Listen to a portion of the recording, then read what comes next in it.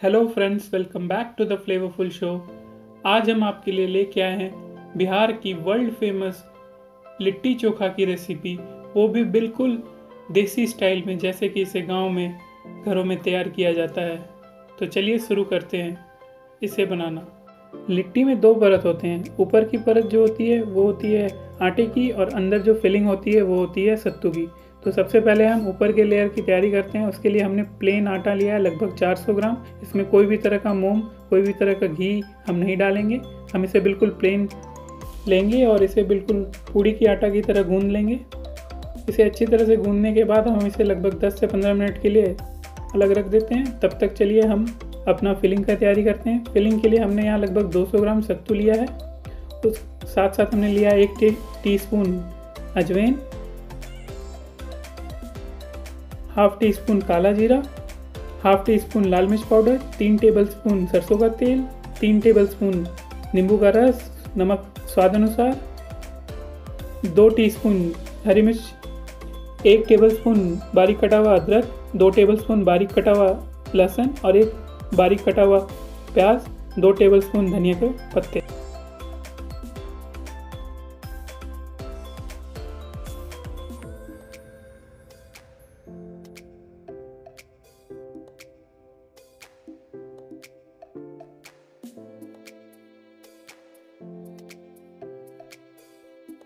अब हमें इन सारी चीज़ों को अच्छी तरह से मिक्स कर देना है। जो फिलिंग जो हम लिट्टी में भरते हैं जो सत्तू की, वो बहुत ज़्यादा न्यूट्रिशियस होता है, क्योंकि सत्तू तो प्रोटीन का बहुत अच्छा सोर्स है।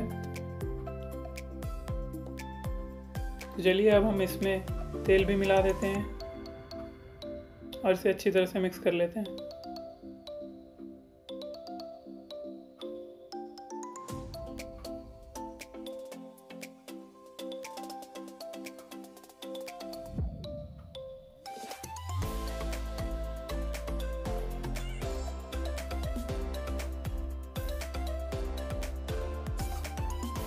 अच्छी तरह से मिक्स करने के बाद अब हम इसमें ज़रूरत अनुसार पानी डालेंगे और इसे अच्छी तरह से मॉइस्ट होने तक मिला लेंगे।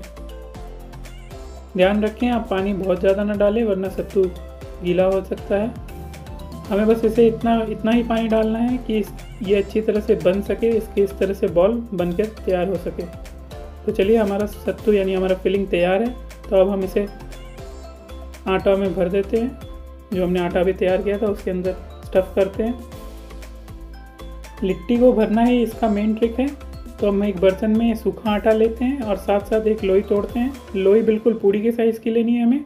और अब हम सूखे आटे लगाकर लोई को फैलाते जाते हैं, बड़ा करते हैं, बिल्कुल उसी तरह जिस तरह हम पराठों में स्टफिंग भरते हैं।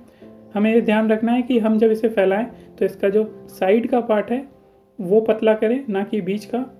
साइड का पार्ट पतला करने से जब हम इसे बंद करेंगे आटा इकट्ठा होगा, वो लिट्टी को अनइवन, जो लिट्टी का जो लेयर है उसको बिल्कुल समान रखेगा, हर जगह से बिल्कुल सेम थिकनेस का। तो इस तरह से हम इसे अच्छी तरह से बंद कर देंगे और जो एक्स्ट्रा आटा होगा उसे हटा देंगे और इसे बिल्कुल अच्छी तरह से रोल करके बिल्कुल एक बॉल की तरह बना देंगे। तो चलिए अब हम इसी तरह बाकी सारी लिट्टी को भर लेते हैं। बिल्कुल उसी तरह इसे साइड से पतला करना है। इसमें हम लगभग एक अच्छी तरह से इसमें स्टफिंग भरेंगे। स्टफिंग बिल्कुल अच्छी तरह से भरें ताकि लिट्टी जो है वो खाने में बहुत स्वादिष्ट लगे, बिल्कुल आटा आटा जैसा ना लगे। तो देखिए हमने सारा लिट्टी भर कर तैयार कर लिया है और अब हम ये आखिरी लिट्टी भी भर लेते हैं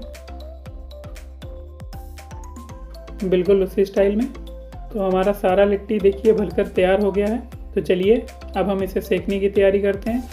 हम इसको आग पे सेकेंगे। तब जब तक आग तैयार होता है तब तक चोखा बना लेते हैं। चोखा बनाने के लिए हमने यहाँ 2 मीडियम साइज़ का बैंगन लिया है। ये गोल वाला बैंगन है जिसे हम भट्टा बैंगन भी बोलते हैं। साथ में हमने लिया है 6 से 8 लहसुन की कलियाँ, 1 टीस्पून हरी मिर्च, 1 टेबलस्पून धनिया पत्ता, 1 मीडियम साइज़ की प्याज कटी हुई और नमक स्वाद अनुसार, 2 चम्मच सरसों का तेल, 2 मीडियम साइज़ के टमाटर और 2 मीडियम साइज़ के बॉइल्ड आलू। अब हम बैंगन को बीच से काट कर चेक कर लेंगे कि कहीं इसमें कोई कीड़े तो नहीं लगे, क्योंकि अक्सर बैंगन में कीड़े लग जाते हैं। और फिर हम इसमें जो लहसुन की कलियां हैं उनको इस बैगन में कट लगाकर इसे इसके अंदर घुसा देंगे। बिल्कुल इसी तरह से हमने सारे लहसुन की कलियों को इसके अंदर डाल दिया है। अब हम बैगन को आग पर अच्छी तरह से पका लेंगे या रोस्ट कर लेंगे इसको अच्छी तरह से।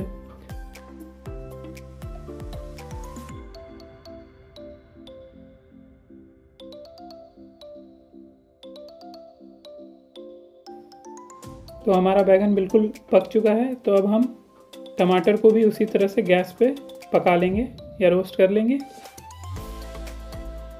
रोस्ट करने से जो इसमें स्मोकी फ्लेवर आता है वो चोखे को बिल्कुल अच्छा और भी अच्छा टेस्ट देता है। अब हम बैगन को अच्छी तरह से छील कर इस पे इसके जो बाहर की जो लेयर है जो कि आग से जल चुकी है उसको हम हटा लेंगे, उसे साफ़ कर लेंगे। और आप एक पतीले में पानी रख के इसे अच्छी तरह से साफ़ कर लें, इसे अच्छी तरह से, ताकि कोई भी जो इसका जो स्किन है वो इस पर ना रहे। अच्छी तरह से साफ़ करने के बाद अब हम बैंगन के जो ये स्टेम में ये जो डंठल है इन्हें अलग कर देंगे, काट के हटा देंगे। और जो टमाटर की जो मुंह होती है उसे भी हटा देंगे काट कर। और इसे हटाने के बाद फिर हम इसे अच्छी तरह से मैश कर लेंगे। आप चाहें तो इस तरह से चाकू की मदद से भी इसे कट करके फिर उसके बाद अच्छी तरह से मैश कर लें। जो लहसुन की कलियां थी वो भी अच्छी तरह से पक चुकी थी, हम उसे भी अच्छी तरह से इसके अंदर ही मैश कर दिए हैं। साथ साथ इसी समय पे हमने जो उबले हुए आलू लिए थे उसे भी इसमें डालकर मिक्स कर देते हैं। अब हम इसे अच्छी तरह से मैश कर देंगे, बिल्कुल भरते की तरफ।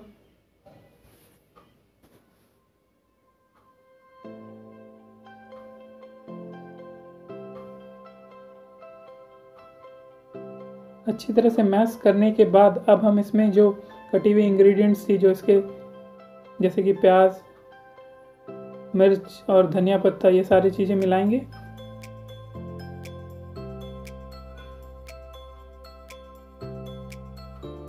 उसके बाद इसमें डालेंगे 2 टेबलस्पून सरसों का तेल। सरसों के तेल के अंदर जो झांस होता है वो इसे बहुत अच्छा फ्लेवर देता है। अब हम इसमें डालेंगे स्वाद अनुसार नमक। नमक डालने के बाद हम इसे अच्छी तरह से मिक्स कर देंगे। तो बस देखिए तैयार है आपका चोखा।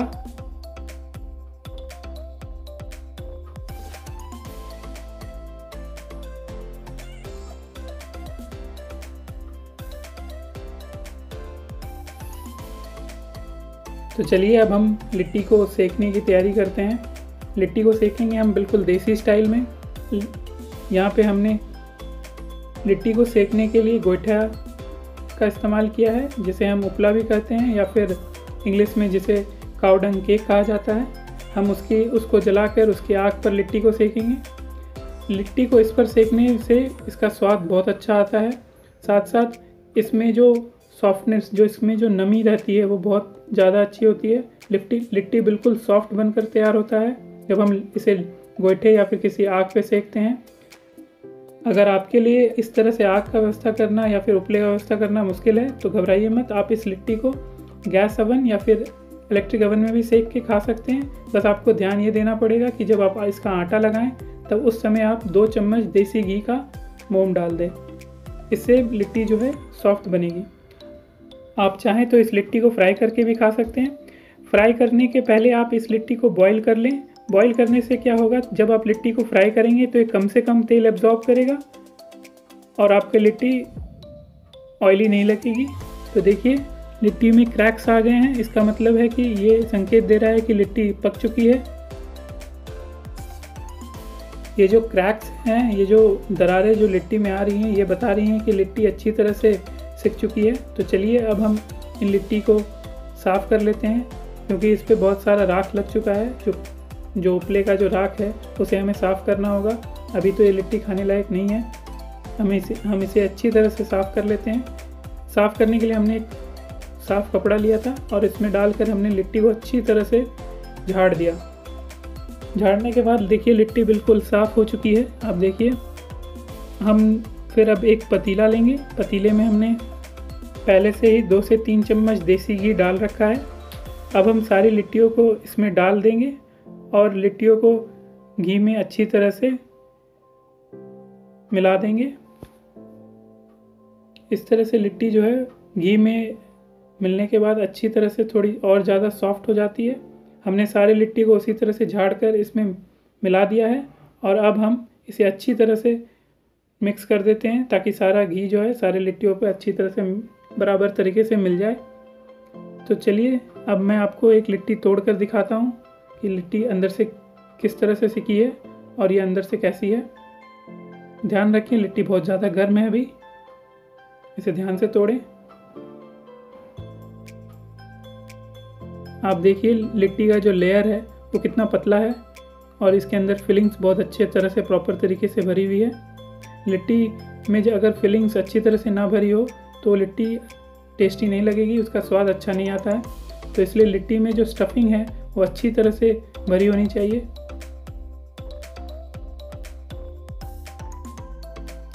तो हमारा लिट्टी और चोखा दोनों तैयार हो चुका है। तो चलिए अब हम इसको प्लेट कर लेते हैं।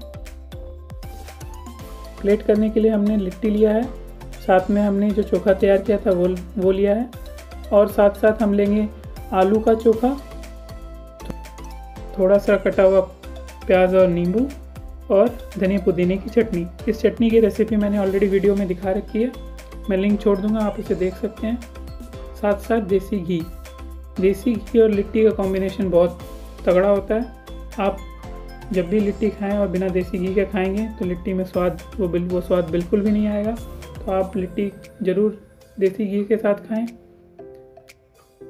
देखिए आप इस तरह लिट्टी को तोड़कर इसमें घी डालकर अच्छी तरह से खा सकते हैं। ये बिल्कुल ऑप्शनल है बाय द वे। अगर आप तेल घी से परहेज करते हैं तो आप बिल्कुल इस जगह पे घी को अवॉइड कर सकते हैं, आपके मन पर है ये।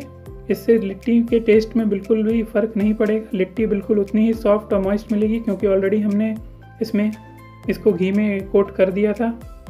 तो देखिए तैयार हो गई आपकी बिहार की फेमस लिट्टी चोखा। अगर आपको ये लिट्टी चोखा की रेसिपी पसंद आई है दोस्तों तो आप इस वीडियो को लाइक एंड शेयर करिए। अगर आप चैनल पे पहली बार आए हैं तो चैनल को ज़रूर से ज़रूर सब्सक्राइब कीजिए।